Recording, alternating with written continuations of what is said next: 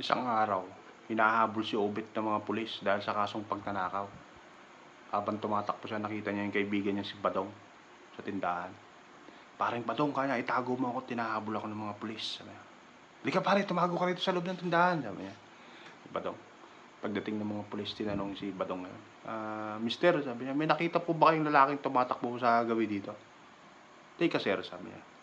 "Parang may napansin ako. Yung po bang bukbukan ng mukha?" Sabi niya. Nangiti yung pulis ngayon. "Oo sir, yun nga yun, yun nga yun." Sabi niya. "Yung medyo panot ang ulo tapos 5'7" ang height." Sabi niya. Oo yun yun, yun yun yun." Sabi ng pulis. "Na sakang tumakbo?" "Oo yun yun, yun yun." Galit na galit ngayon si Obet. "Mamaya ka ng pag-alis ng mga pulis, papatayin kita." Sabi niya. "Teka, parang Badong ngayon. Yung po bang supot?" Sabi niya. Sa buwisit ni Obet ngayon, hindi na nakapagpigil, tumayo. Lumabas doon sa tindahan. "Sir, suko na ako kanya. Ikulong niyo na ako sa salang pagpatay." Sabi ng pulis. "Bakit salang pagpatay? Pag nanakaw lang naman ang kaso mo." "Papatayin ko tong kumpare ko na to." Sabi niya, sinabihan ako ng supot.